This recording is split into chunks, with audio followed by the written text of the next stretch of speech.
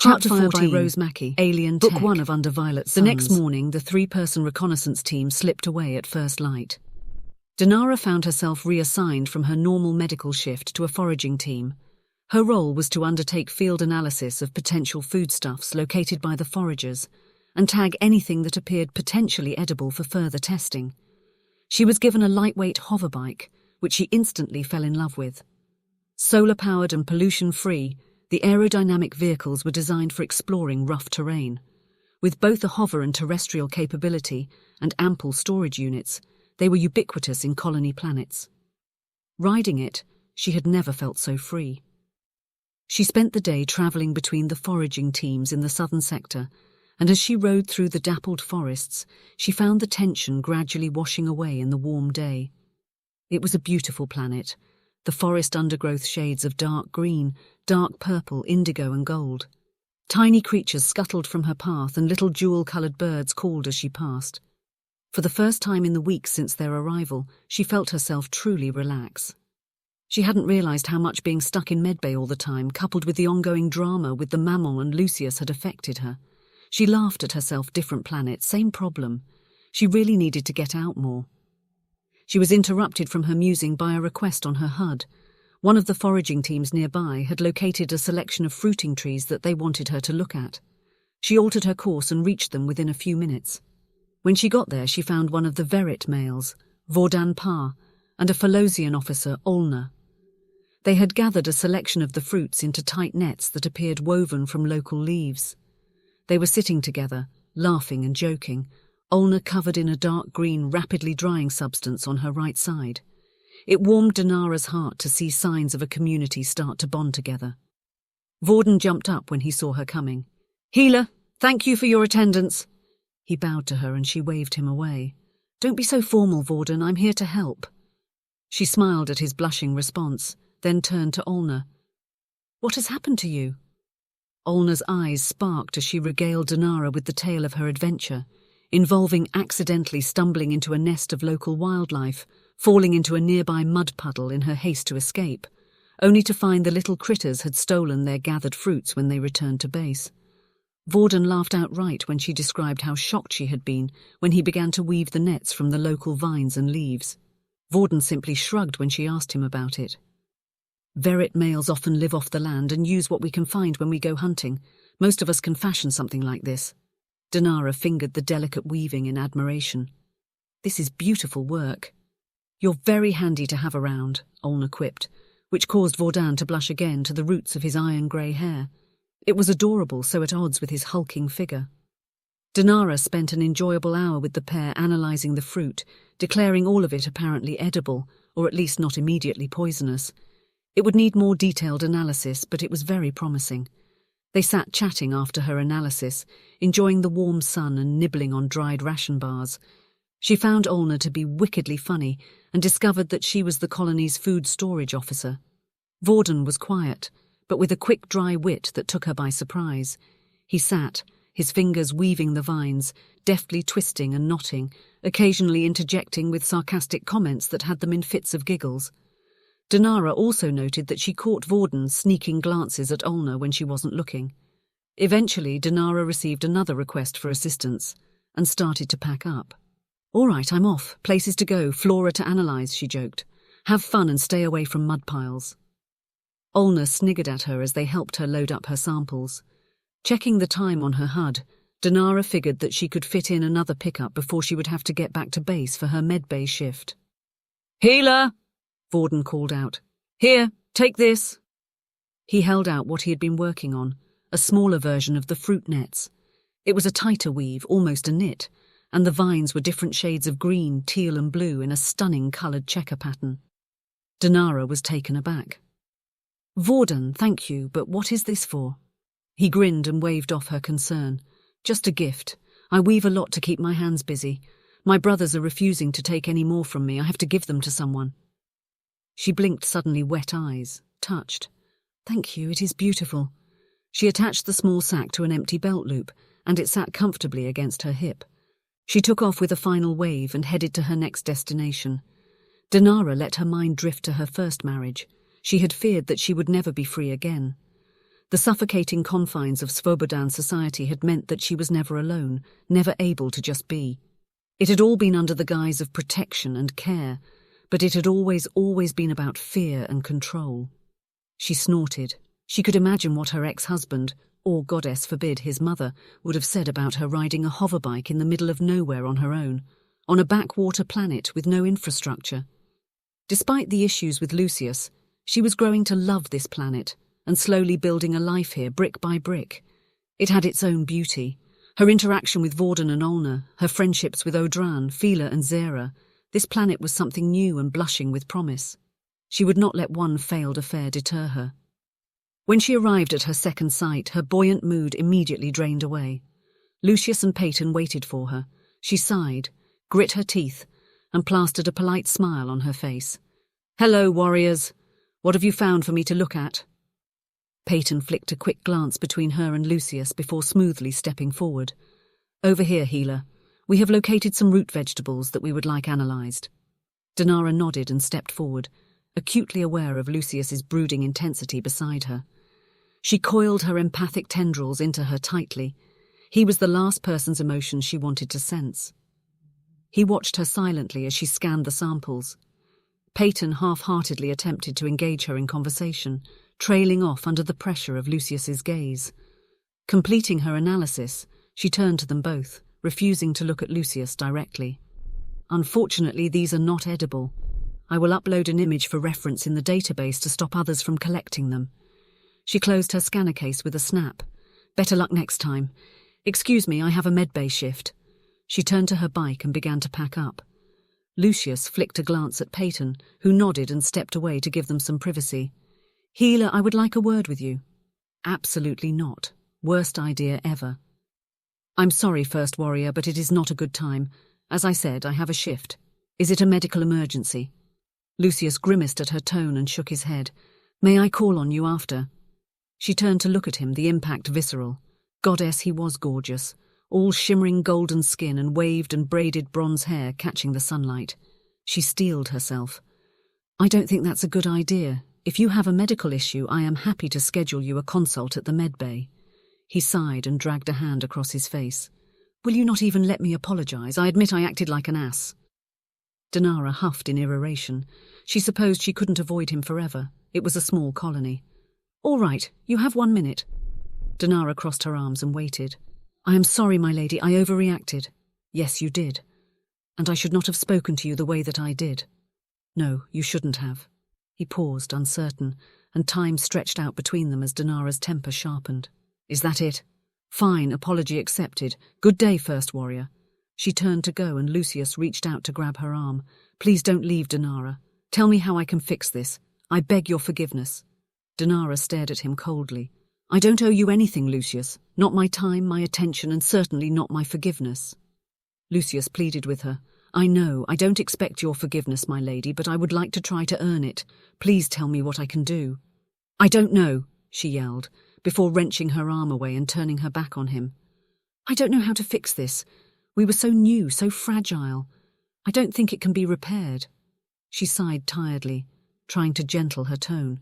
"The issue isn't what you said, it's that it's how you still feel." She turned to him. "You don't trust me. Females in general."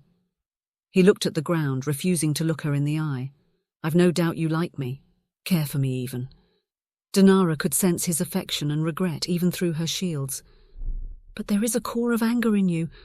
I don't know what happened in your past, but right now you are deeply suspicious and hurt. It's so deep down in your psyche, I'm not even sure that you're consciously aware of it. It colours our every interaction." Lucius swallowed and opened his mouth before closing it again with a click, uncertainty written in his face. Denara stepped into him, placing a palm on his chest, forcing him to look at her. "I am not an angel, Lucius. I don't need you to be perfect. Goddess knows I've got my own issues, but you need to be honest with me and yourself. What are you doing here? What are you really looking for?"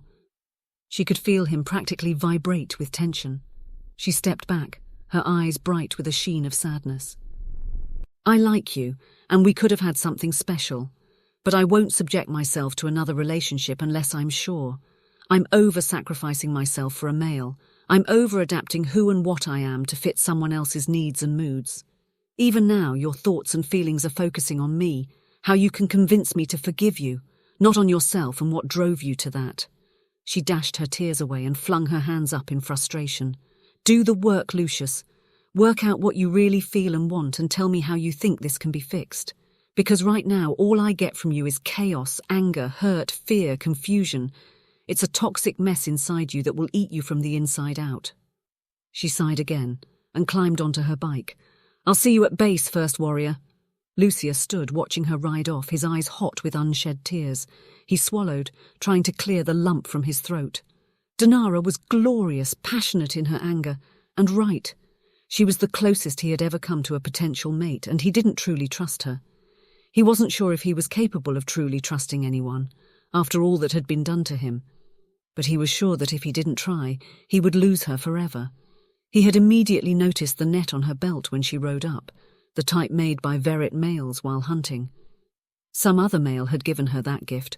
It was only a matter of time before the others began courting her, after everyone heard his unforgivable speech. He clenched and unclenched his fists, trying to restrain the frustration in him, to find some semblance of peace.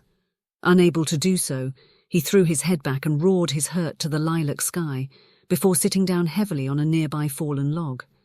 He sat there for a long time, watching a small insect make its way across the leaf debris on the forest floor, before he felt Peyton sit next to him. "Are you okay?" he asked quietly, gently placing a hand on Lucius's shoulder. Lucius shook his head. "We can spar if you need to work out some anger."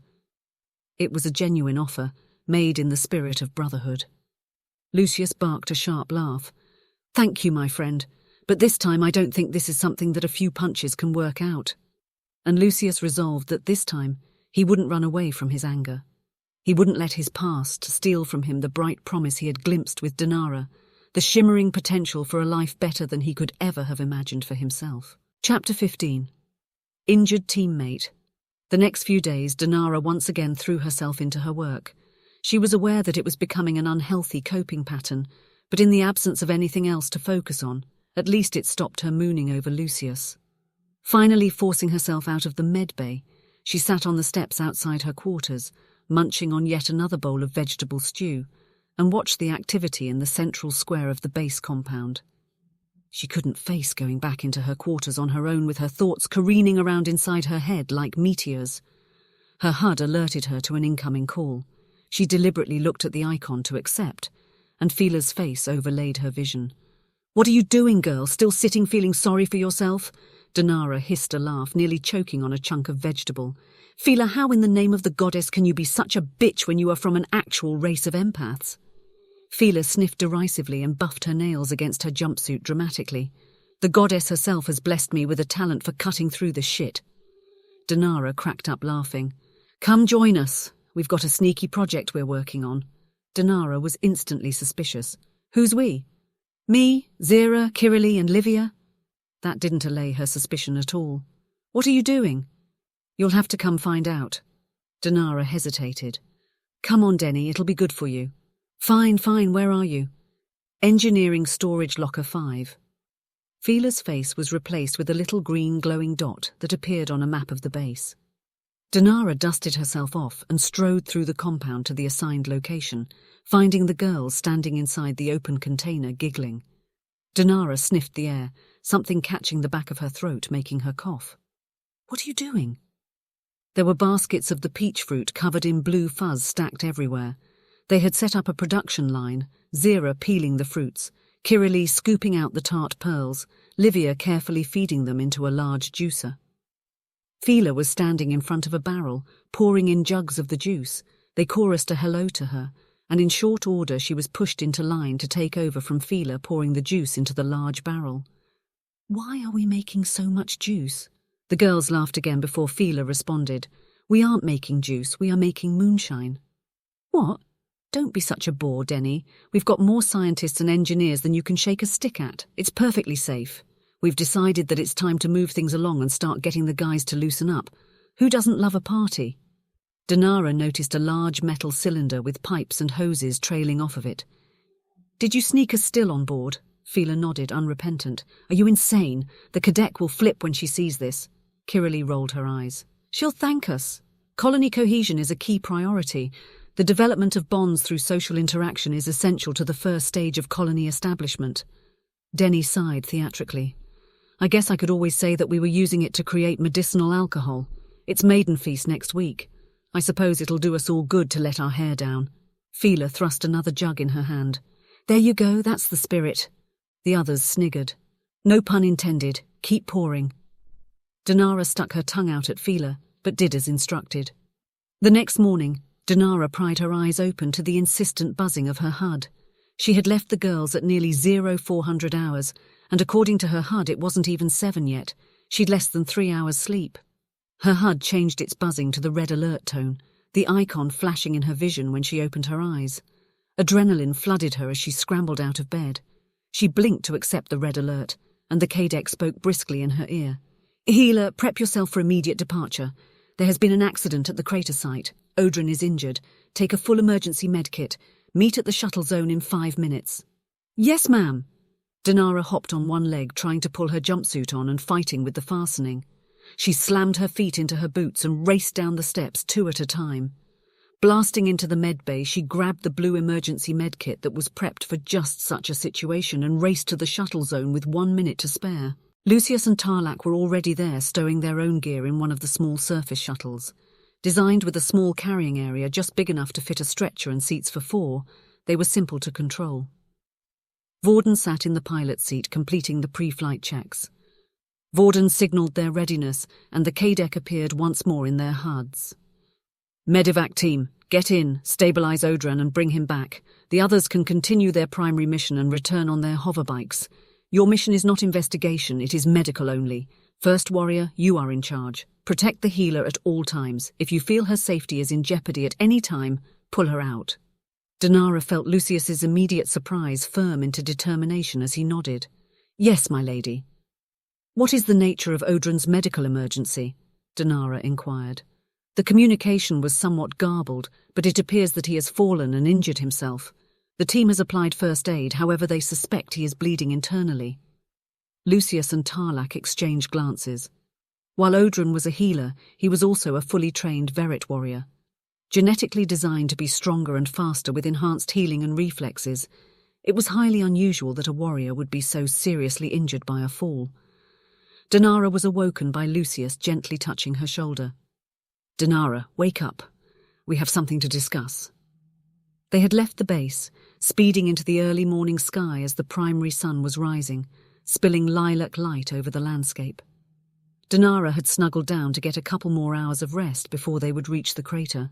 Years of medical training had taught her to take sleep where she could get it. What's wrong? Vorden says that we can't land near the crater. There is too much interference, it's not safe. We will need to land further out. The nearest clearing is some distance. Unfortunately, the area around the crater is dense forest and rocky gullies. We will have at least a day, possibly overnight, of travelling through the woods from the nearest landing site before we get there. Denara nodded. Are we close enough for me to contact them via their HUD to check the status of the patient? Lucius shook his head. We already tried. Theoretically, we should be able to contact anyone on the surface of this planet through the HUD network, but the interference may be affecting their comms as well. He motioned his head slightly to Tarlac and Vorden, and Denara understood without saying that neither had been briefed on the Zeelan, their clearance not high enough. If their comms aren't working, how did we even know they were in trouble? Krenpar climbed out of the crater to get a signal. All right, if we have no choice, best get on with it. Do we have supplies if we need to camp overnight? Tarlac raised an eyebrow and smirked at her. Of course, my lady. There are some emergency rations, but don't worry, healer. Verit males are expert hunters. We will make a camp so comfortable you'll never want to return to your quarters again. Denara hid her smile at his cheekiness. I see. That is a tall order, warrior. I bow to your expertise. In short order, Vorden dipped the flyer down into a clearing and they disembarked, each carrying a day pack with rations. Lucius turned to Tarlac and Denara. Be on alert. The scans indicated that there are large predators in the area, and we do not know if there are any more hidden encampments. Treat this as enemy territory. We stay together at all times. Tarlac and Denara nodded. Healer, let me know if you need a break. We are unused to traveling with females on foot, so I am relying on you to be honest about your condition, and I will adjust accordingly. I suspect we will hike all day today, camp tonight, and reach the crater early tomorrow morning." "Noted, First Warrior." Lucius hesitated. "Do not overestimate or push through for vanity. I don't want to end up carrying you or delaying us because you have injured yourself. Every moment we delay puts Odrin more at risk." Denara's response was glacial. "I am a healer, warrior. I know my own condition well. Lead on, please." She turned and pointed in the general direction of the crater. Lucius motioned for Tarlac to take point, while he took up the rear position. As Tarlac moved past him, he muttered, "Smooth, First Warrior, very smooth." Moving through the forest was miserable. The dark forest had a thick carpet of undergrowth, thorny waist-high bushes and small trees. They were forced to cut a path through, and it was back-breaking work. Denara silently revised her assessments of the usefulness of the Verit males' knives. Both males had used large knives and blades to carve their path, swapping out periodically to give the other a rest. It was also noticeably hotter here than at the base camp, being closer to the equator of the planet. As the day progressed, the heat and humidity increased until all of them were dirty, sweating, sticky messes. After nearly 3 hours of hacking, they reached a tiny clearing with a large downed tree, and Denara called out, "We need a rest period. I need to sit down for a bit, and both of your HUDs are alerting me that you are becoming dehydrated. You also need to consume nutrients. You are burning through your reserves working at this pace." Lucius nodded. He unslung his daypack and took a deep swig of his canteen. Denara could not help but admire him, glistening with sweat in the dappled light of the forest. Whatever their emotional issues, she was still as attracted to him as when she first saw him. Lucius caught her looking, and the dark intensity in his eyes took her breath away for a split second before she broke their connection. "This is taking too long. We have barely travelled at all. At this rate, it will take us days to reach the crater." "Do you know which way the original team travelled? Can we try to find the path they already cut?" Denara inquired. "They travelled mostly by the coast road to the hills to their initial mission destination, then looped back towards the crater. We are coming from the south. They came from the north." Denara nodded as she drank from her own canteen. Tarlac was studying the forest around them. "It is strange. I would have thought we would have come across an animal trail at least. Most forests have smaller trails that animals use to move through it, but it feels like the forest is deliberately trying to keep us away."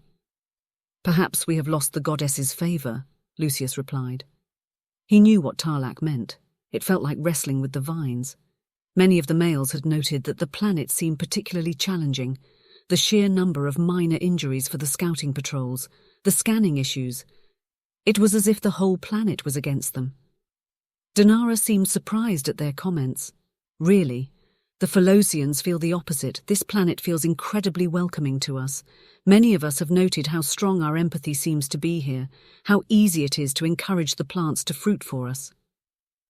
The males looked on with interest. "Does it vary from planet to planet?" She nodded. "The connection with our environment is an offshoot of our empathy senses, which read and emit minute vibrations in energy. Each planet has a different vibrational frequency. This planet seems to particularly suit our kind." Tarlac quipped, "Perhaps we should put you out front then. You could ask the planet nicely to let us through." "Actually, that's not a bad idea."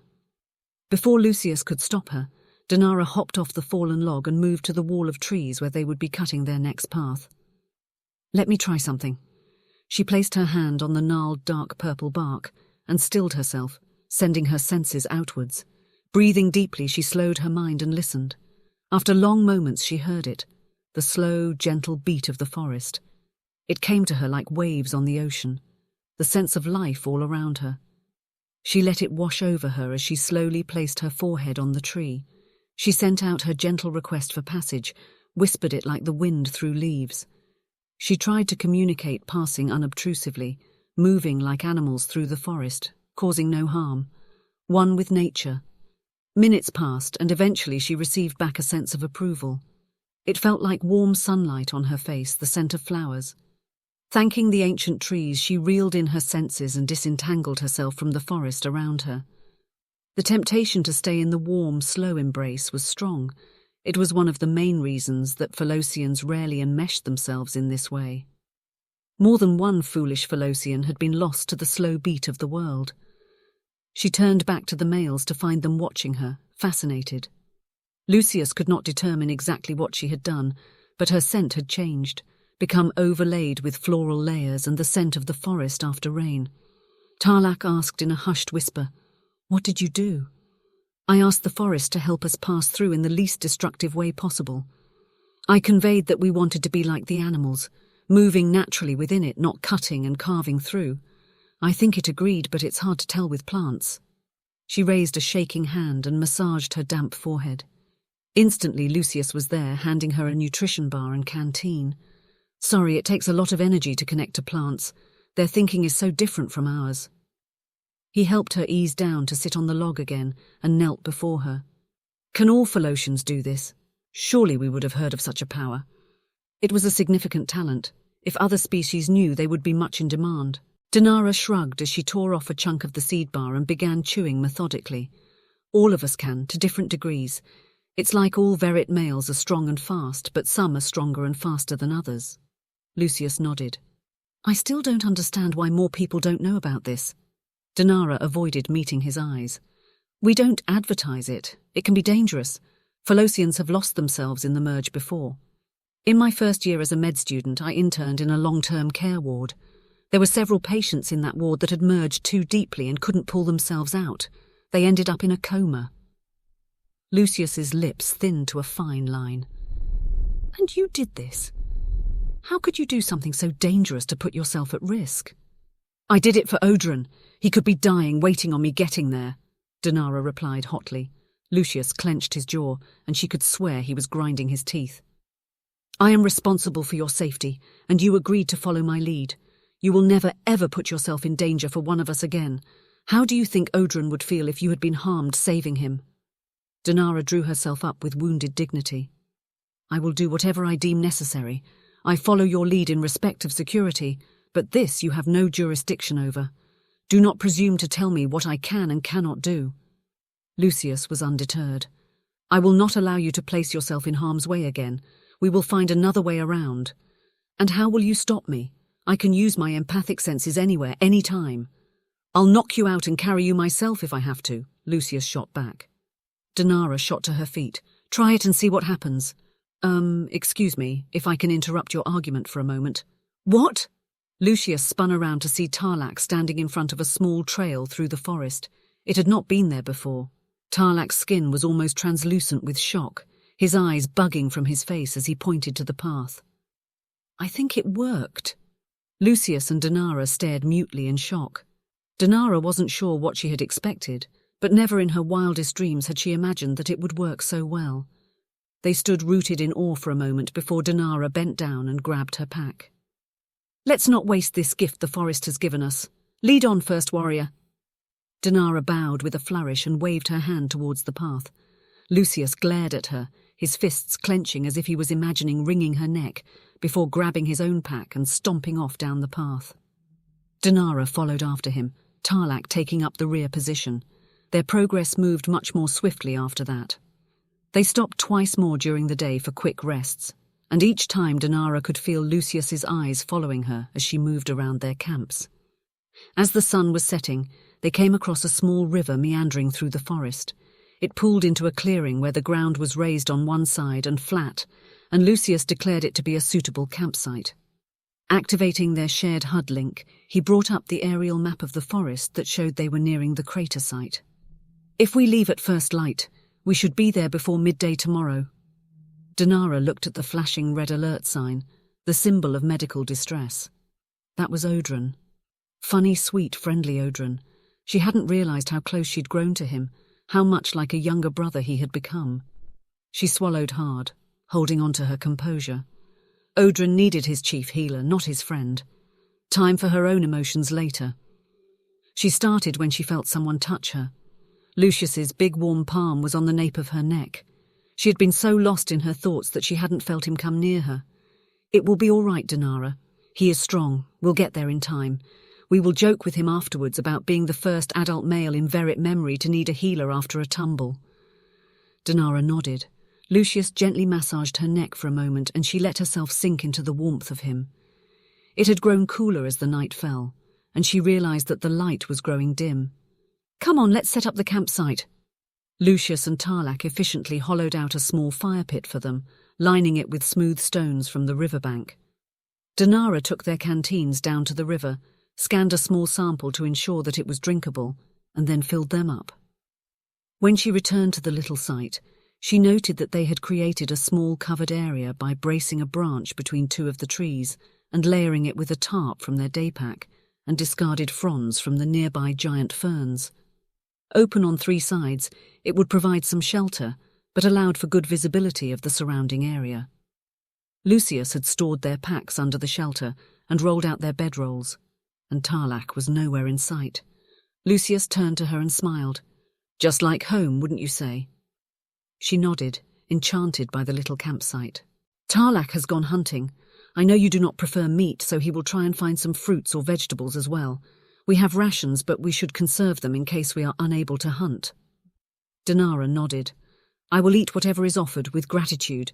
Just don't expect me to clean and prepare it." She shuddered. Lucius grinned at her, and for a moment they were just like they had been. Denara saw the moment Lucius realized it, watched him shut himself down and pull back. It hurt, but she'd been honest with him. She had no idea how to bridge the gap between them. "Why don't you trust me, Lucius?" she asked him softly. He blinked in surprise. "I do, Denara." "No, you don't. At the first indication of a problem, you lashed out. You didn't stop to talk to me or ask me about it. You just assumed the worst. I'm sure you regret it, and I believe that you care for me, but at your core, you don't trust me. I'm not sure you trust any female. Whatever happened to you, you need to deal with it before it destroys you." He didn't say anything, his face expressionless. He could have been a statue carved from marble. They sat in silence for long minutes, just the occasional pop of the fire between them. Eventually he spoke, staring into the fire. "You can't imagine what it is like on Verit for us. The Mammon both love and hate us. Verit makes most of its income from mercenary and private army work. They need us, our ferocity." The bitterness stung his throat. How else can they keep up their lifestyle? He paused, swallowing convulsively. "When we are not deployed, we live in closed barrack communities with our clan brothers. It isn't all bad. We hunt and fish, explore the caverns and ice flows. But we are not free. We are always monitored. They fear us." He grabbed a stick and poked at the fire. "The Mammon, they are focused on our species' survival. Their entire purpose is to breed the best males for the future of the society and to control us. Any deviation from acceptable behavior is punished viciously. Whipping, isolation, forced labor, whatever the Mammon wills. Her word is law." Denara's heart broke for him, for the pain flowing off of him in waves. The worst part is, we love them. Genetically, socially, everything in our society is designed to build our need of them. We love them, and I think they love us. But the pain they inflict, do you have any idea how much it twists you up inside to love someone that hurts you? He paused, and Denara held her breath, not wanting to break the spell that had finally cracked open this pit of pain. "Verit females are vicious because they believe they need to be.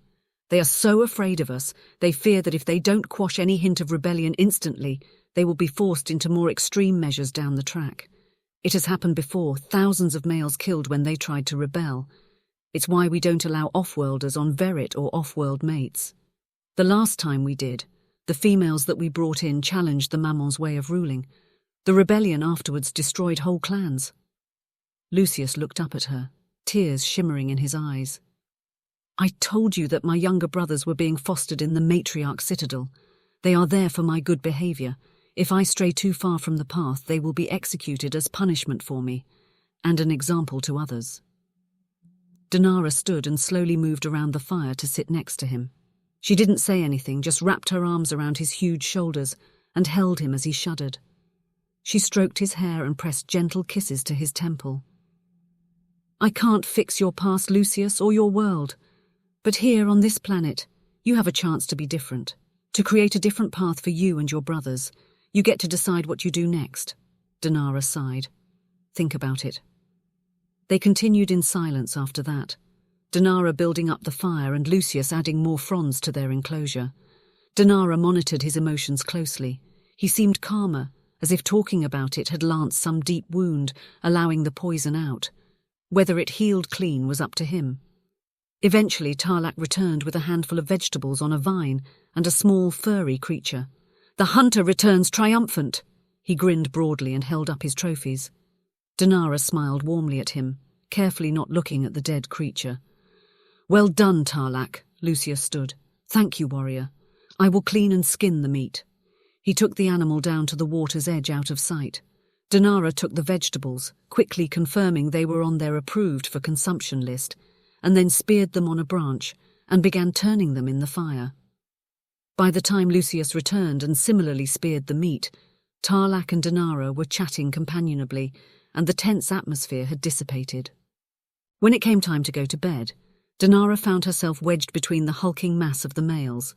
It was a little uncomfortable to start with. She hadn't slept in the presence of a male since her marriage, but she quickly got over her anxiety. The boys generated so much heat that she nearly moaned, relaxing into the warmth. She let herself drift off to sleep. Morning came with a renewed sense of urgency. They broke camp at dawn, picked up the trail and moved rapidly through the forest as the sun rose in the sky.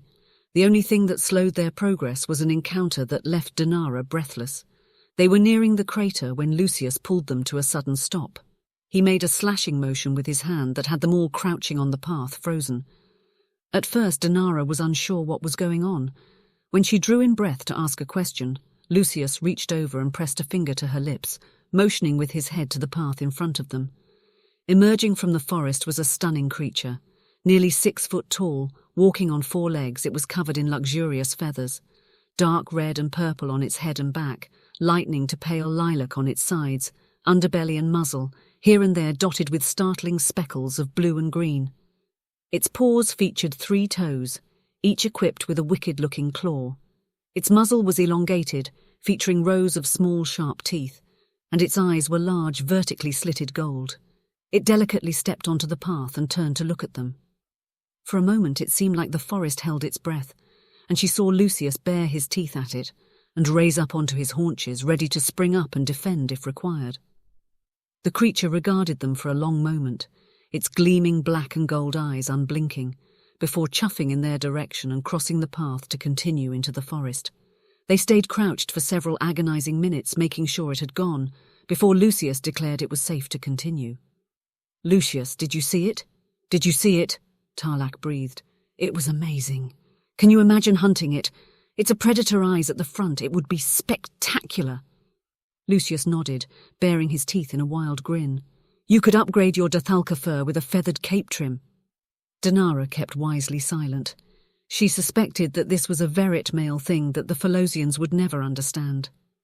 Less than an hour later, they reached the rim of the crater. It was huge. The entire Ardrak could have fit in it many times over. The walls were steeply terraced down into the gloom, with the ubiquitous ferns covering nearly every square inch of space.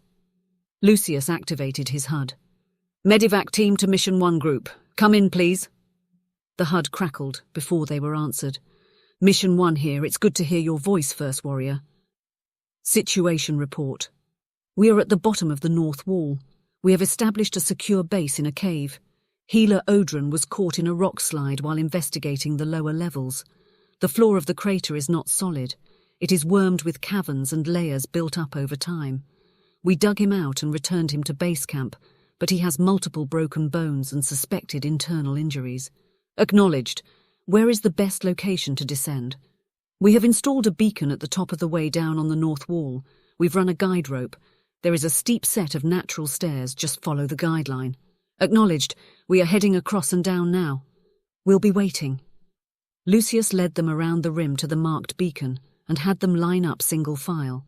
He attached a length of rope to each of them and connected them to the guide rope before leading them carefully to the cliffside. As he did, he noticed Denara staring fixedly at the descent path. "Are you all right?" he murmured, as he affixed the carabiner to her belt loops. She nodded and flashed him a wan smile. "I'm not overly fond of heights. Can you do this?" "I must. It's all right, I'll do it. I promise not to vomit on you." He barked a laugh. "It'd be appreciated, my lady. Tell me if you're having trouble." Denara took a deep breath and nodded, and they began the climb. It took them nearly 2 hours to descend as the natural steps wound around the edge and then doubled back on themselves, and Denara was shaking with stress by the time she hit the bottom. Heights were not her favourite thing. As soon as she reached the ground, she sank into a heap and ran shaking hands through her sweat-soaked hair. Lucius crouched behind her, his hand tracing warm, calming circles on her back. "Just breathe, you did amazing. Take a minute." "I've always hated heights. It never gets easier." After a few long moments, she straightened, and he could see her visibly steeling herself. "All right, where is my patient?" "Over here, my lady," a voice called, and she turned to see Kren. She had been so shaken by her descent she hadn't even noticed the other male arrive. "Lee is with him, but he's not good." Denara followed them a short distance round the base of the cliff, watching her footsteps carefully. It was cool and gloomy, little light filtering down to the bottom, shadowed by the towering cavern walls. The floor of the cavern was an alien landscape, riddled with towering columns, holes and tunnels, some only a pinprick wide, others wide enough to drive a small vehicle into. The floor had a slight give, and many of the edges had dried out and were crumbling. She could easily see how one could have collapsed. It vaguely resembled a giant anthill or sea sponge. A shallow cavern had formed in a wall, perhaps 12 feet high at the front, slowly sloping down to the rear, disappearing into the shadows. Odrin lay on the right on a cot, next to a portable lantern, covered by a silver smart blanket. It should have adjusted temperature as required to keep his body optimal, but he was shivering. "Good afternoon, healer. I see you are still demanding special treatment, expecting your healer to make house calls," she quipped, as she sat up next to him. She connected her HUD to his jumpsuit biometrics, and it projected an image of his body over her vision. Red and amber warning lights popped into existence, showing the issues. Only years of experience enabled her to maintain her calm facade. At her appearance, Odrin opened his eyes, his gaze feverish, and gave her a smile that was a ghost of its usual brilliance. "My apologies for the inconvenience, Chief Healer. I will try to do better next time." She leaned forward, gently stroking his pale hair away from his face. "Always the Joker." She gently bopped him on the nose. "Odrin, your situation is critical. You have multiple compound and comminuted fractures with free-floating fragments that have impacted nearby organs and veins. You also have slow internal bleeding. Thank the mammals for your Verit healing skills. Otherwise you'd already be dead. You need urgent medevac to the medbay and surgery. My estimates are that you have less than 12 hours. "I know, my lady. I can read the HUD analysis as well as you can. I have no doubt that the goddess sent you to save me. You are her gift to us." His devotion shone in her eyes, and his faith in her shook her to her core. She bowed her head and kissed his forehead gently. "We will talk about your penchant for dramatics later, healer." She stood and turned to the Verit males that had been watching their interaction anxiously. "First warrior, I need a medical extraction. I don't care how you do it, but you need to find a way to get a flyer in here so that we can stretcher him to the medbay for surgery. The surgery at the base will take at least 4 hours, so you have 8 hours to work out a plan and get it into action." She turned to Tadek Lee, who had been sitting silently to the side. "Tadek, you have basic field medical training." The T-Dec nodded. "Yes, ma'am, grade 3, subspecialty xenovenom and stings." "That'll do. We need to undertake some preparatory procedures now to make him stable enough to move. We need to go in and temporarily seal that internal bleed and then stabilize his brakes. You will disinfect with me and assist." "Yes, ma'am." She turned back to the males. "Make this happen, warriors, or he will die in this cave." The males looked at each other before Lucius looked back at her, determination firming his jaw. "Yes, Chief Healer. We will work it out. Males with me." Lucius led his team out to the cavern floor. "Kren, report, what have you already tried? There are huge deposits of Zealand B throughout the cavern." Tarlac sucked in a breath at hearing about the Zealand, and Lucius belatedly remembered that he hadn't been briefed on the mineral's presence. All scanning and positioning technology is worse than useless. The Zealand refracts the signals, creating ghosts and false positives. It is impossible to fly in here without the scanning. The towers are too densely packed. We need to find a way to get him out. Tarlac turned in a circle, examining the columns around him. "How strong are the columns?" "Some have hardened to stone, others little more than compacted sand and soil," Kren answered. "What if we could find one strong enough and big enough for the flyer to land on top of?" We could set up a visual beacon for Vorden to fix on, and he could bring it down manually. Lucius considered. Vorden was an excelled pilot. If anyone could manage such a feat, he could. That would work. But how would we get Odrin up there? We set up an anti-grav lift. It would take too long, Kren responded.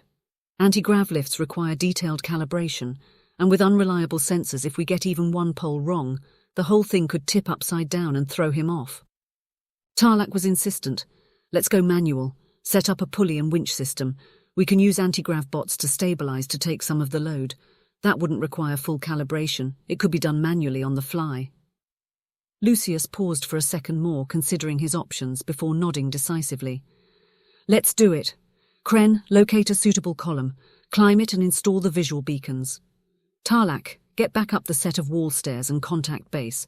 Provide a report and tell them to send Vorden and to attach a stretcher winch to the flyer and to send a few anti-grav bots.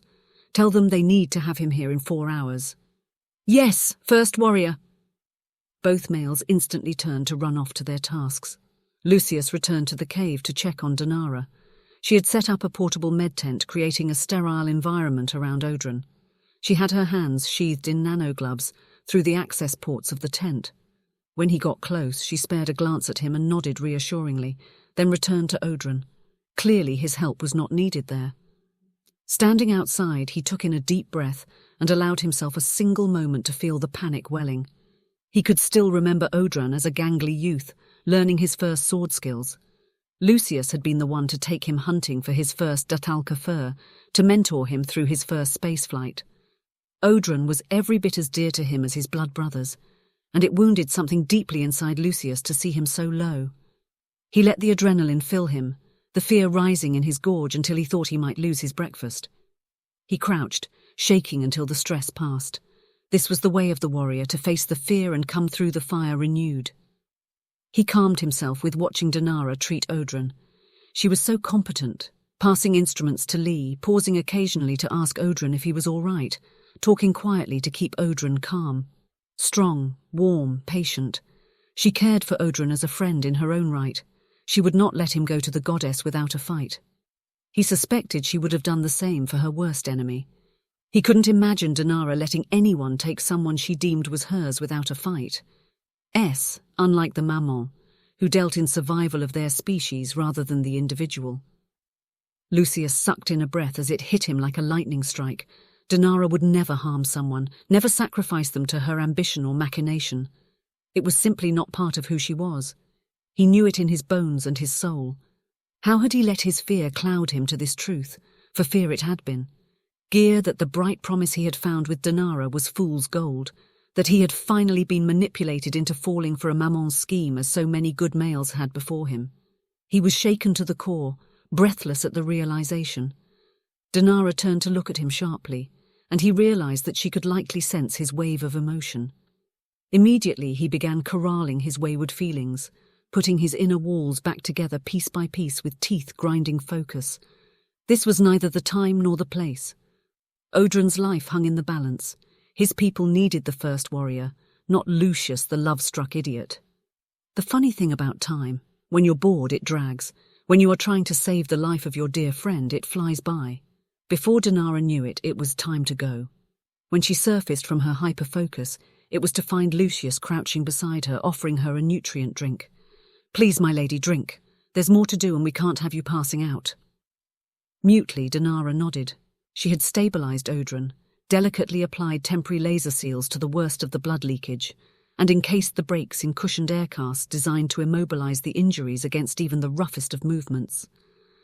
Odrin was fading in and out of consciousness, never a good sign. She had applied painkillers but was reluctant to give him anything stronger until she could better assess his condition.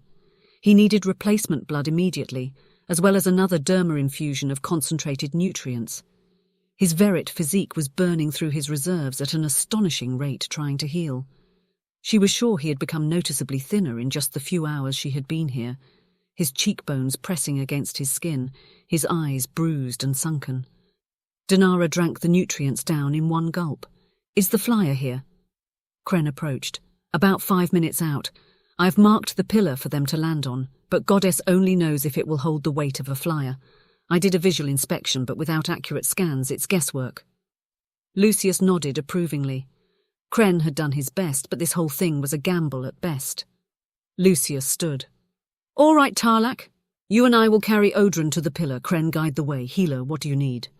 To deck, grab the medkit and stay by me. Denara moved to brush Odrin's hair off his face. Odrin, I'll be right here, monitoring you every step of the way.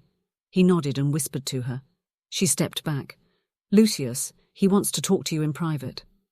The others moved slightly away, just out of earshot. My pa, what can I do for you? Lucius knelt next to the head of the cot and grasped Odrin's hand. Lucius, he whispered, I found it before the rockfall. Found what? The alien tech. It's under the crater and it's huge, the biggest ship I've ever seen. Odrin stopped to cough and Lucius saw flecks of blood at his lips. Just waiting for us to find it. Lucius nodded. Well done, warrior. Rest now, you can guide us back when you are healed. Odrin smiled and closed his eyes. Lucius stood and nodded to Tarlak to take the foot of the cot, designed to be a stretcher if required, and they carried him towards the pillar. Far above them, they could hear the whine of the engines of the flyer. When they approached the column, a giant black finger pointing at the sky, they saw that Vorden had already landed and lowered a platform. It was just wide enough for Odrin's stretcher to lie on it, with space for someone to sit cross-legged beside him. They gently positioned him and strapped him down. Lucius looked over and noted Denara's grey face, as she realised that she would have to ride the platform up with him. Are you all right? Can you do this? Denara trembled as she stepped onto the platform and sat down beside the stretcher. She reached out to Lee and took the medkit. Please, strap me in. Her voice quivered with fear, but the look in her eyes was pure titanium. Lucius stepped next to her and attached the straps to her belt loops and to the medkit. You've got this, Denara. Just breathe. We're here and we'll be with you. She nodded. He reached over and placed his palm on her cheek, and for a moment she just looked at him before placing her hand over his. You have my brother's life in your hands. I trust you. With him, and with my heart, his soul whispered. She smiled wryly at him and nodded. He stepped back and accessed his HUD. Vorden, cargo is secured. Kren, run the gravity controls. Yes, First Warrior, they chorused. Ready, Kren called. Vorden, you are cleared to go. The platform began its slow ascent. Denara resisted the urge to grip the edges of the platform, aware that if she did, she might never pry her fingers away. She focused on her breathing, slowly in and out, and on Lucius's navy eyes. She would make sure both her and her patient survived this, so that she could wallop the First Warrior on his thick skull when she was back on firm ground for making her fall for him, and then hurting her so badly only to look at her like that. They ascended gently, occasionally tipping a few degrees before Kren corrected the gravity bots to compensate. They were nearly at the halfway point when Denara heard a sharp sound above her. She looked up to see a crack forming on the pillar above them. She watched as it slowly spider-webbed its way down the column, forming delicate lace patterns in the rock. She contacted the ground, starting to hyperventilate. Lucius, the pillar is cracking. Where? About 2/3 of the way up. I don't think the pillar can hold the flyer's weight. Hold, I'm connecting Vorden. Vorden, do you copy? Yes, sir. Denara, repeat that. Vorden, the column is cracking.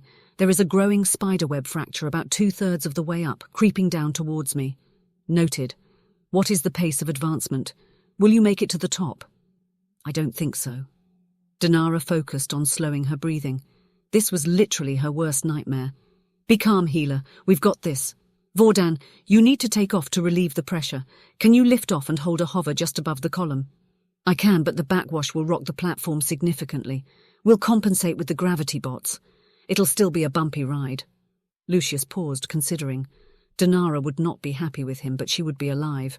Bumpy but survivable. Do it. Confirmed. Vorden raced for the pilot seat and activated the engines. Denara heard them whine in startup and made the mistake of looking over the edge. She saw Lucius standing far below her, a speck on the ground. Lucius, I think I'm going to pass out. That's not a good idea, healer. If you pass out, you'll unbalance the platform. Focus on Odrin. Okay, focus on the patient. She breathed again, trying to calm her racing heartbeat. Can you talk to me? It helps. Sure. There was a long pause. What do you want to talk about? I don't know anything. Vorden took off, and the platform jerked sharply upwards, and Denara let off a shriek. Where shall we go on our next date? Lucius asked. Denara panted with stress as the platform swayed. Bit presumptuous of you to think that there will be another date. I'm fairly sure I ended our social interaction, quite spectacularly. Ah, but you haven't heard of my plans to win you back yet. It will be dramatic and glorious. It will set the standard for romance on this planet. All the other females will be jealous, she snorted. It's the only romance on this planet so far. So, I'm correct. Denara laughed at the ridiculousness of their conversation. I don't think so. I'm unconvinced. Why should I entertain giving you a second chance? There was a pause. Because I love you. The air left Denara's lungs. Don't joke about that, Lucius. You barely know me. I would like to spend our life getting to know you, Denara. You are the most incredible female I have ever met. Your grace, compassion and kindness is something I would have wished for, had I the creativity to imagine someone as special as you could exist in this universe. Denara was speechless, and for a second she forgot that she was dangling far above the ground on a stupid platform that could plummet any minute. There was only Lucius's velvet voice in her ear. Lucius, It's all right, Healer. I know that my words will take time to believe. I will prove my words through actions, I promise. If you give me a chance, I will do my best never to hurt you again. There was another long pause. All right, I'll consider another date once I'm on the ground. Denara. Yes? You're at the top. Vordan will swing in the platform, be ready to reach out to grab the edge of the flyer. Things progressed rapidly from that point. Denara and Vordan flew back to base while the others returned to their campsite in the forest for pickup the following day. Lucius determined that it was too dangerous to allow the primary mission to continue. They would return to the crater with specialist earth-moving equipment and engineers at a later date. By the time they returned to camp, Odrin was out of surgery and recovering in medbay. Lucius looked in on him and saw him sitting in a recovery pod, the bone knitter positioned over his right leg. He looked pale and young against the sheets. Healer Frey was at the duty medical desk and informed him that Denara had retired for the night after supervising the marathon 12-hour surgery. Deciding that sounded like a brilliant idea, he followed suit. He wanted to be well rested. He had a seduction campaign to plan. This time it was all or nothing. His future lay on the line. Chapter 16, Maiden Feast. Encrypted transmission from Agent Agrantau. The destruction of the supply ship has not had a sufficiently detrimental effect. Stronger measures may be required. There are also whispers of a valuable mineral that has been detected. I shall attempt to obtain a sample. End transmission. Lucius's campaign started simply. Pretty wildflowers began appearing at random, in her office, in her quarters, everywhere. Denara would turn her back for a second, and when she'd turn around again, there would be a new vase. Occasionally, other personnel would appear in medbay to deliver them, advising her with a grin that a mysterious stranger had selected them for her. From there, it escalated. Food was next. Fruits would appear outside her door in the mornings. Someone hacked her meal plan, and desserts started showing up with her lunch and evening meal. There was a noticeable increase of people showing up at medbay around lunchtime, and her temperature rose when she realized that they were there to see what Lucius would do next. The only thing that didn't appear was the male himself. It shouldn't have been possible for him to avoid her on such a small colony. Several times she could have sworn that she had heard him, only to turn towards the sound of his voice to find empty space. She considered tracking him on the HUD, but that would have been cheating on their private game, and she was determined to win. Not that it was particularly private anymore. A few days later, the engineers rigged up a large outdoor cinema, and comms had finally managed to connect to the intergalactic entertainment net. The first movie to be shown turned out to be her favourite, By Special Request for a Special Lady. Denara almost spontaneously combusted with embarrassment as the Falosians whooped and cheered. She outright swore at Phila when she leaned over and said to her, "It's so romantic. You have to admit the male has style. Maybe it's worth just one more go." Denara made a face at her. "It's manipulative. The male knows exactly what he's doing. He's executing a strategic campaign. Does he think that he can just guilt-trip me into accepting him?" She grumbled back. Phila eyed her carefully. "If he was a different male, I'd say you were right. But that male is about as subtle as a raging thrower. I think his agenda is clear. He is sorry for his screw-up and wants a second chance. I can't believe you're taking his side. This isn't about sides. You still like him. Why won't you admit it?" It was all incredibly annoying. And sweet, she admitted to herself. really sweet. Still, a female had to have her pride. If she was honest with herself, she was close to giving in, and she wasn't really sure what was still holding her back. At the end of the movie, Healer stood up and addressed the crowd. Tomorrow it will be the Falosian festival of Maiden Feast. Several of the Falosians cheered. On Falosia, this is a time for family, love and joy.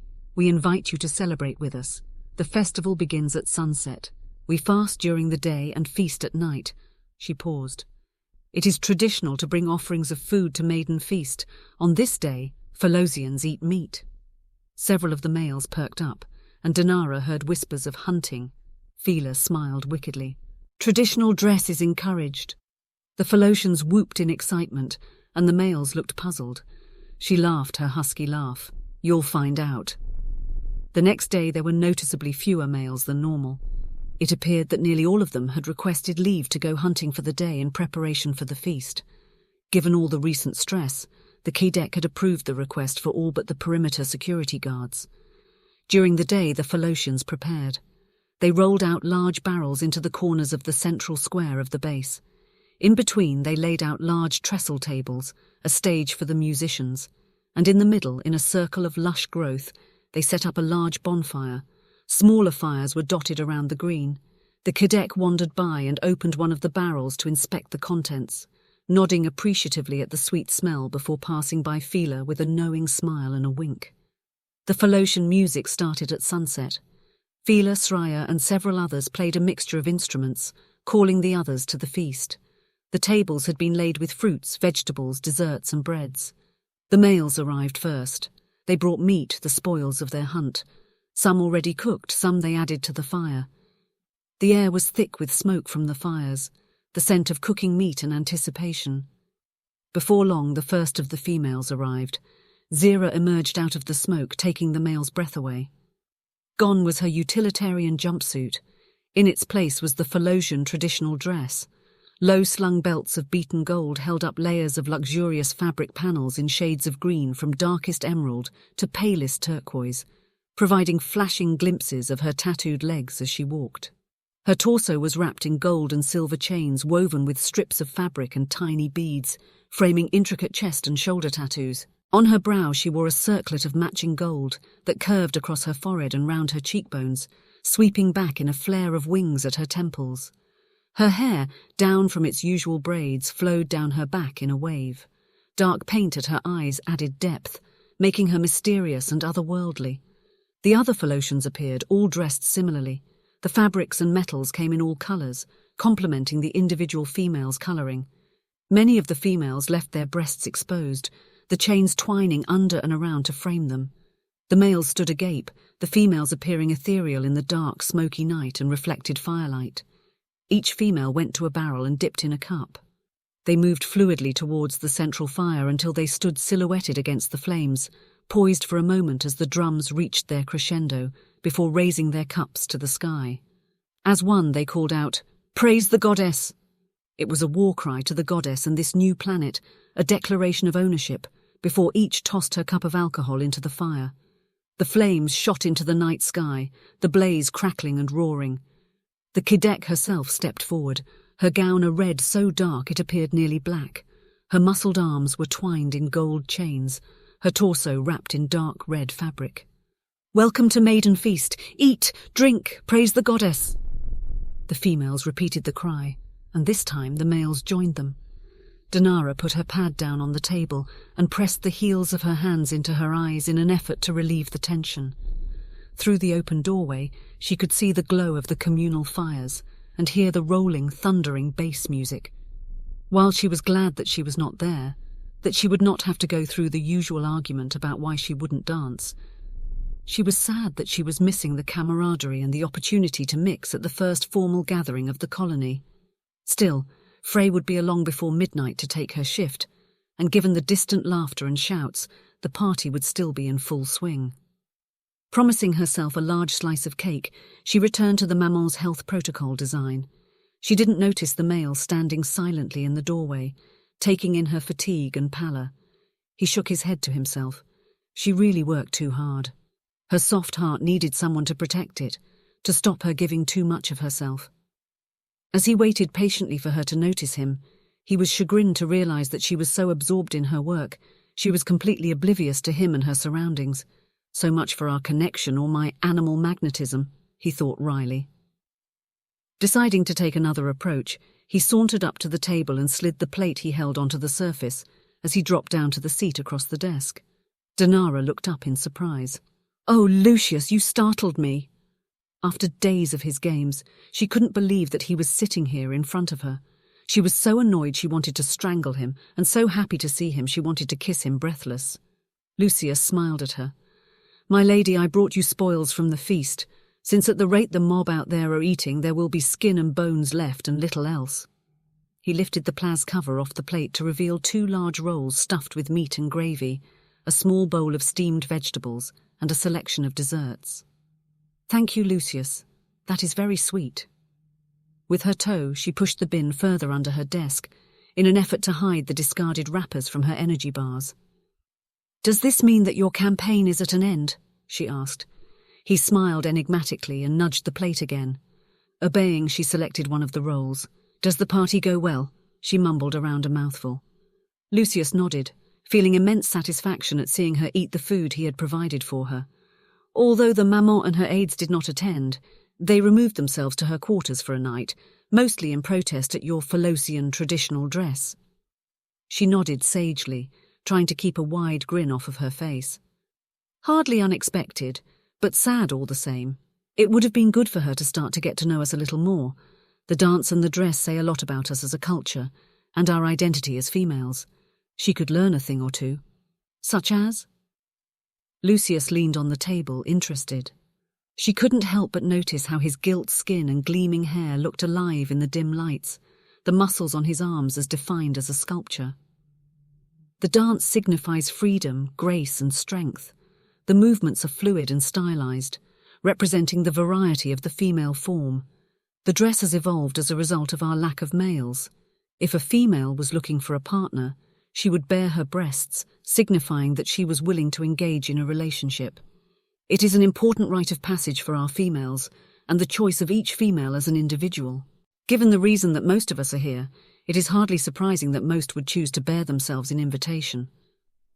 Lucius nodded in agreement, watching the dim light play over her features. "So," he cleared his throat, his voice unintentionally husky.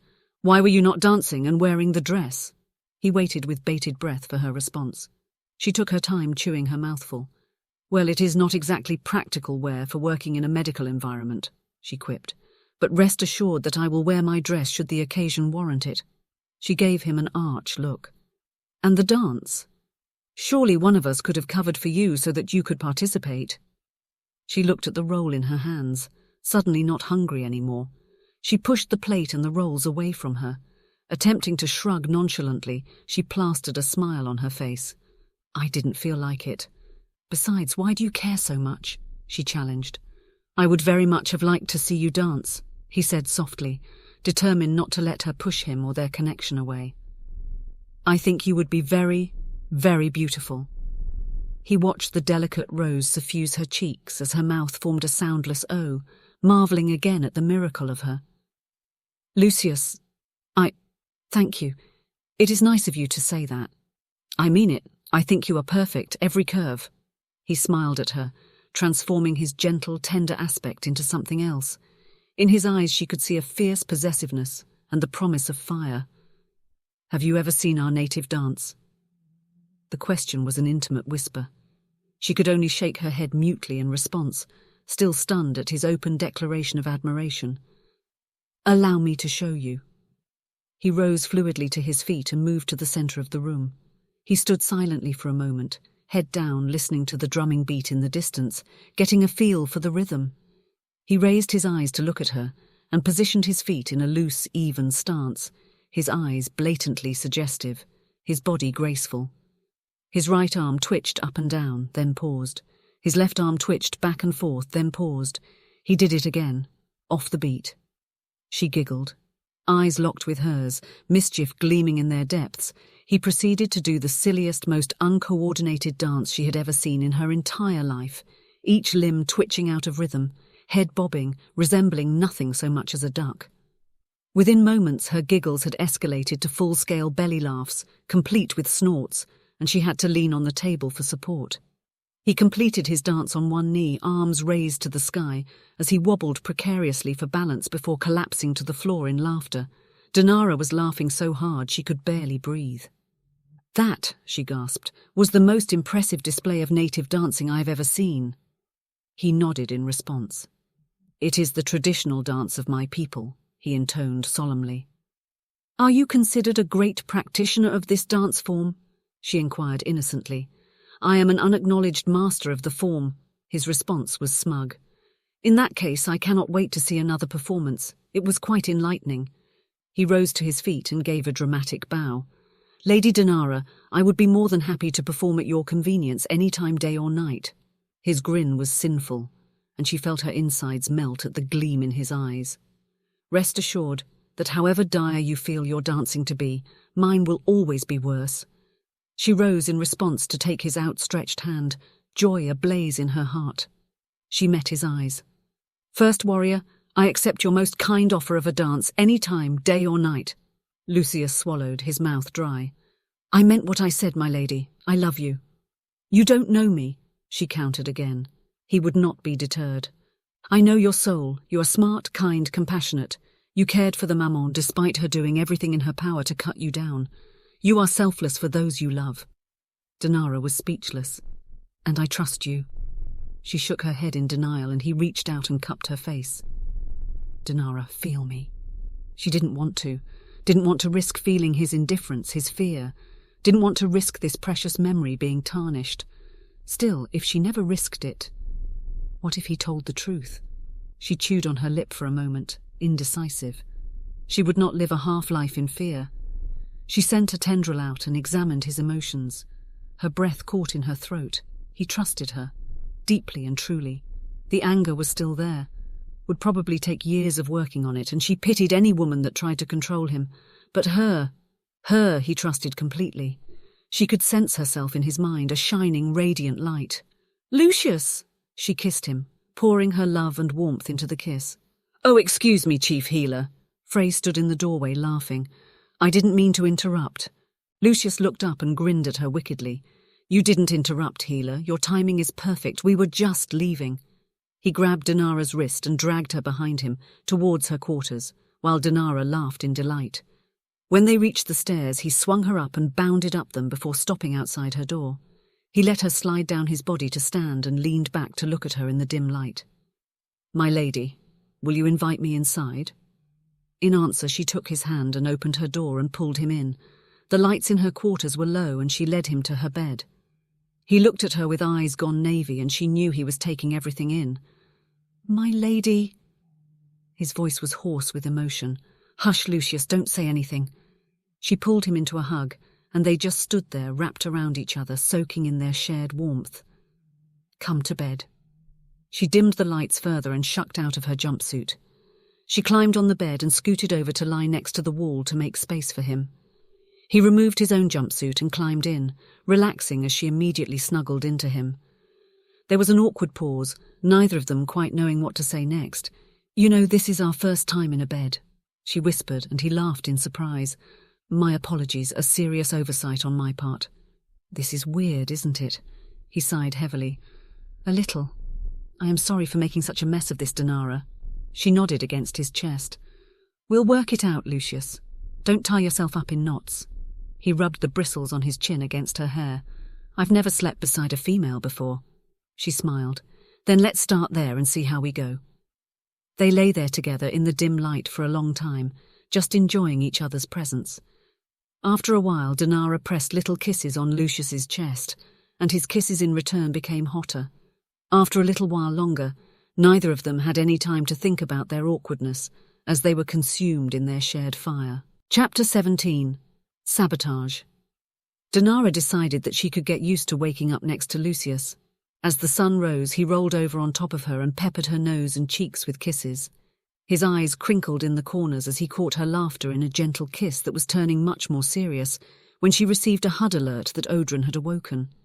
They leapt out of bed and raced to the medbay to find Odrin, pale and weak, but sitting up in bed and conversing with Healer Frey. Odron, you scared the living daylight out of me. Denara laughed and cried, alternating between kissing his cheeks and scolding him thoroughly for placing himself at risk. Lucius laughed, drawing her back before leaning in to clasp Odron's wrist, one warrior to another, his joy too large for words. They stayed for a few minutes before Odron, still recovering, became drowsy. Lucius kissed Denara thoroughly on the gantry of the medbay to the appreciative whistles of his brothers, before leaving for his perimeter shift. Denara once again sat at her desk in the medbay, waiting on the maman to arrive for her treatment. She was keeping an ear out for the beeping of Audran's monitoring equipment when she heard a sound from the lab off of the medbay. She stood, moving towards the lab. "Specialist, is that you?" She opened the door, expecting to see one of her team, instead coming face to face with an unknown male. She did not recognize him from her medical screenings. "Who are you? What are you doing here?" He smiled widely, and Denara's senses went on alert. "Healer, my apologies, I must have entered the wrong door. I was looking for the medbay." "You got lost?" "To the medbay." "Yes, my lady." "I see. Where do you work?" She began slowly backing up. The door between the lab and the medbay had a lock. If she could get through the door, she could lock it and activate the duress button on the med side that would sound the alarm. "And why you are holding some of our samples?" He looked down and the smile dropped from his face. "Ah, Healer. I didn't want to do this to you, not after you saved that male, but I can't have you giving me away." He lunged for her and she took several scrambling steps back, her hips striking the edge of the door. She twisted as she fell, trying to get away, crashing into a medication trolley as he grabbed her hair and hauled her upright. "Stupid fucking females thinking you own the universe, ordering us around like you own us. You and your kind are a disease that will infect the universe." He wrapped his meaty fingers around her neck and squeezed, lifting her off the ground by her throat. She frantically scissored her legs, attempting to dislodge him, and he laughed in delight at her struggles. Her flailing hands caught the edge of a datapad, and she brought it down on his face with a crack, the crystalline surface shattering into pieces in his right eye, and he bellowed in pain. She dropped to the floor, and he kicked her in the stomach. Agony exploded along her side as she felt her ribs break, and she curled into a ball to protect herself as he rained blows down on her, blood dripping from his face onto hers. "Get away from her, Vlatka!" a vicious voice hissed. Denara opened her eye a crack to see the maman standing in the doorway of her isobay, looking pale and gripping a nano-knife, its edge almost invisible. "You dare touch a female? I will skin you alive! You will beg for death before I am finished!" The male grinned at her, blood dripping down his face from his damaged eye. "Come on then, bitch! I will triple my bonus when I give them your head!" The maman stalked forward like a hunting cat, one foot in front of the other, turning herself sideways to present a smaller target. She weaved her knife back and forth before striking suddenly, moving too fast to see, delivering a vicious slash to the male's face. He held his hands up to deflect her slice, stared dumbfounded through his remaining eye as 3 of his fingers were severed and fell to the floor in front of him. "Come, Vlatka, surrender and I won't kill your family, only you," the maman crooned, her voice a hypnotic sing-song. She swung again and a large, wet, red mouth appeared in his abdomen, blood welling immediately. Denara saw the moment when he decided to flee. He spun around to the lab door and ran. The maman crouched down and examined her with shaking hands. "Healer, I will call the warriors. I am afraid I am not as I once was. I find myself unable to chase him." Denara's HUD beeped as the maman activated the emergency beacon on her own HUD, and the maman slumped down to the floor, her strength exhausted. "In fact, I find this piece of flooring surprisingly comfortable." Denara croaked a laugh. "Don't make me laugh, it hurts." She shuffled, attempting to find a position that did not hurt her ribs. "That was amazing." The maman gave a bark of a laugh. "Of course, I am female." She paused. "You are a good female, even if you Falosians are too soft. Thank you for your saving of Audron Day, child of my clan." "You are welcome, maman. He is a member of this colony now. That makes him mine as well." She was surprised at the fierceness in her own voice. They locked eyes and smiled at each other. The maman sighed. "I think, Healer, that we finally understand each other." There was a thunder of footsteps outside. "The warriors have arrived. We are saved." Denara cackled again, then dissolved into coughing. Lucius felt the red rage nibble at the edge of his vision. The dark stranger surged to be free, and held it back by sheer force of will. The maman had activated her emergency beacon, and his warriors had responded. When they contacted him to let him know that Denara had been attacked, fear had swamped him, followed by a rage so deep he wanted to rend the world. He was sure that he would never get the image of her in the hospital bed out of his mind. Her beautiful face already turning purple from bruising, chunks of her hair missing, biting her lip to avoid crying in pain as she straightened to allow the bone knitter to fix her ribs. He had stayed only long enough to determine whether one of his own males had attacked her. When he found out that it was an unfamiliar male, he exhaled a sigh of relief. He would not have to execute a brother this day. Lucius called Tarlac and Peyton, his best trackers, and together they set off hunting. Denara and the maman had injured their attacker severely. He had left a significant blood trail. Lucius bared his teeth in approval at their violence. He would owe the maman until the day he died for saving Denara, and for the first time in his life, he didn't mind. He would pay whatever she required gladly. They raced through the compound following the blood trail and exited into the woods. Tarlac hissed at him. "He isn't going for a flyer, why not? He must have an escape plan. Perhaps he has another vehicle stashed," Peyton replied. They nodded and followed him into the trees. Their quarry was bleeding heavily. The females had caused a significant amount of damage. They travelled through the undergrowth until they heard harsh breathing in front of them, and Lucius motioned for his team to stop with a hand signal. He had them fan out in a semicircle as he entered the clearing. The pathetic excuse for a male was lying against a tree, cradling a wide wound in his torso. His eye was a bleeding gash in his face, and Lucius silently cheered the females. "I am Lucius, first warrior of the Dathalka clan. Explain yourself." The male snorted and blood dribbled down his chin. "I came to save you, brothers. We will free you from the yoke of female control, return you to your birthright." Tarlac hissed, "You dare harm a female that is ours." Lucius cut him a slashing glance. "So you claim to save us? Who are you to make such a claim?" The male nodded. "The males of Svoboda will help you return to freedom. There are plenty of females in the galaxy. You need not beg for the scraps of the Falosian bitches or the mammon." "Why here? Why this place?" "We will not allow the females to expand their control." Lucius nodded, as if the response was to be expected, and crouched down before the male. "We are Verit. We will make our own future, and neither you nor the mammon will choose for us." He lunged and grabbed the male by a throat, baring his teeth at him, wanting nothing more than to rip the male's throat out with his teeth. "And you will pay with your life for touching my mate!" The male scrabbled at Lucius's hand around his neck, scoring dark scratches in his burnished skin. But Lucius remained as unmovable as rock. "Peyton, get the net." The young warrior nodded and cast a glittering wire circlet onto the male.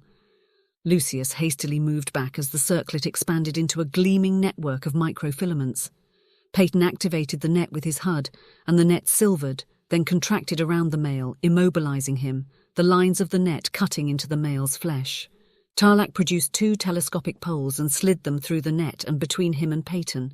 They carried the trussed male back through the forest, Lucius pacing like a jungle cat nearby. Chapter 18. Goddess Justice. When they dragged him back to the base, they threw him on his knees in the ashes of the bonfire from the night before, in the centre of the green.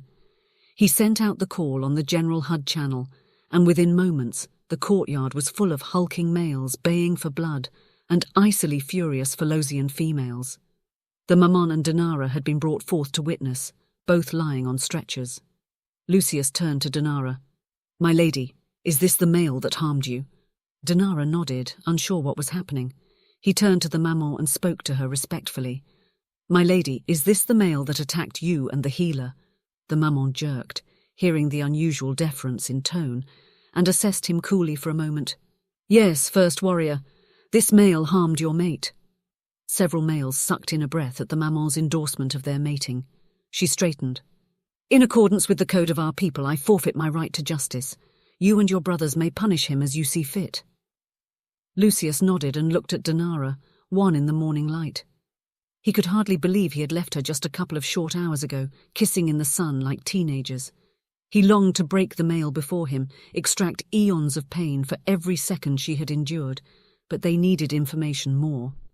He turned to the K-deck. "My lady, while we seek vengeance, we need information more. With your permission, we will interrogate the male before determining a punishment." The cadet stared at the male, considering. She looked at Sreya, standing across the circle from her, who nodded slightly. "First warrior, if you would allow us to take vengeance on your behalf, we will undertake the interrogation." He weighed her stance. Something in her eyes urged him to believe her, to trust her. He looked down at the pathetic excuse for a male before him, and he felt another jagged piece of his soul settle as he made his decision. "Very well, cadet. As a gesture of trust, I cede my rights to vengeance to you." The cadet nodded, seeing with her two perceptive eyes how much of a step this was for him. "I thank you for your trust." She knelt down before the male, still immobilized in the net, and regarded him with a cocked head. Falosians are considered a gentle people. Our empathy makes us acutely aware of the pain of others. People are often surprised that so many of us end up working as bodyguards or in personal protection. She spoke softly, conversationally, as if chatting over tea. "As thanks for your trust, First Warrior, I will share with you something that few outsiders ever witness." She extended a single finger to the male and gently touched the center of his forehead.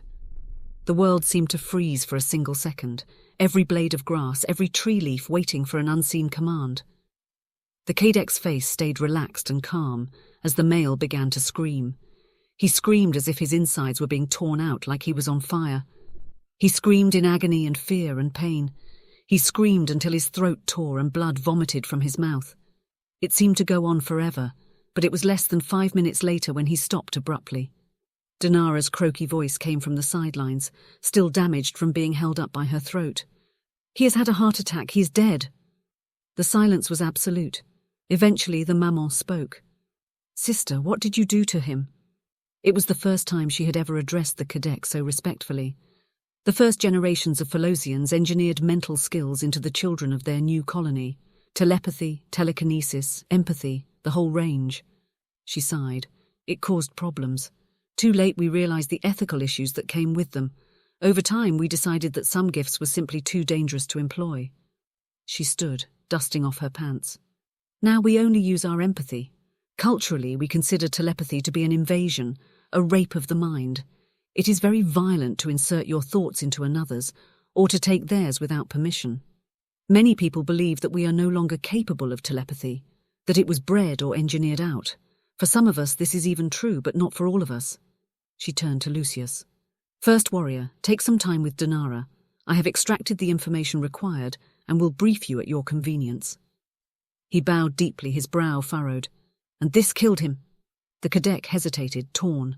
Denara croaked again. "Tell them the rest. You've gone this far." The cadet regarded her solemnly.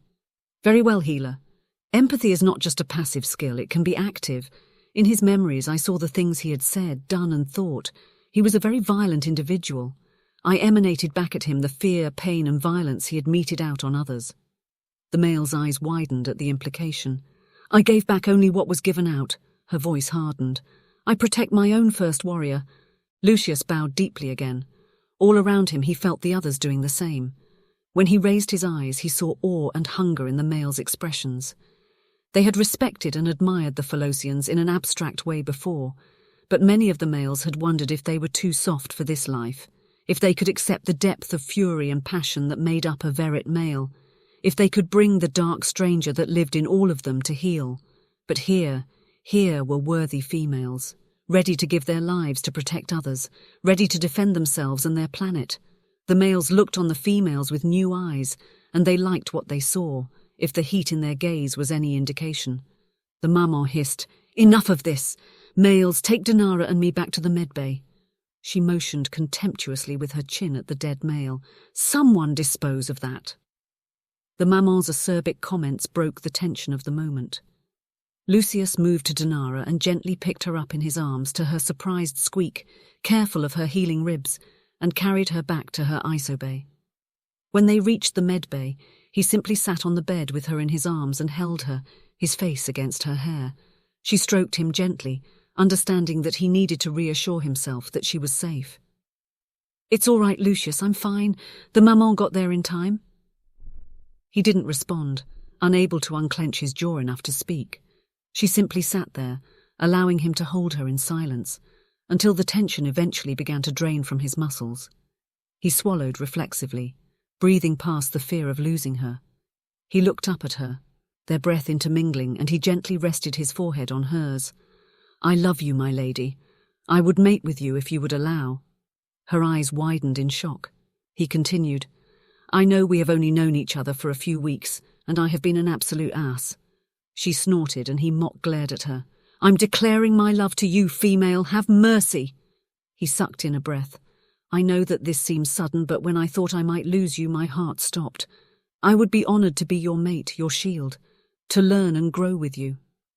Denara stroked his hair, tracing his beloved features with her hands. She extended her senses to him, afraid that once again he would disappoint her. She brushed him with her mind, requesting an invitation to enter. His eyes flicked to hers, locked, and he smiled gently. Inside her mind she felt him open to her, and she flowed into him like warm honey, filling the cold places inside his soul. In his mind she saw his passion, his strength of devotion. She saw herself as he saw her, radiant with love, warmth and compassion, and gasped, "Lucius, I can never live up to that standard. That is not a person, that is an angel. My lady, nothing you would ever do could convince me otherwise. To convince me, you would have to do something so other that you would not be you." Deeper into his mind she ventured, and she saw his hopes, dreams and fears, the dark places of his soul. He hid nothing from her, bared himself to her inspection. She saw his history with the maman, his fears and hopes for his brothers. His will was titanium, and he had decided on her. Male and beast, he was hers. She saw the dark stranger, the core of possession and fury and love, and caressed the wild creature with her mind. It too loved her. She kissed him, still connected, and felt his lust and love rise, a wave of desire and energy directed at her. She sipped at his lips and peppered his face with kisses, and he groaned and brought his arms up to encircle her. She broke the kiss and pulled back to look him in the eyes. "I see you, Lucius Day, first warrior Dethalca. I take you as my mate." Lucius nodded and placed her gently on the bed next to him. He reached for his knife at his belt and lifted one of his large, thick braids, slicing it off near the top and handing her the neatly tied plait. Denara gave a squeak. "What are you doing? Your hair!" Lucius broke into a wild grin, threw back his head and roared in joy. "This way all males will know that I am mated. This is the way of our people." He sliced another braid, adding it to her collection. There was a thunder of footsteps as Tarlac burst in, sword in hand.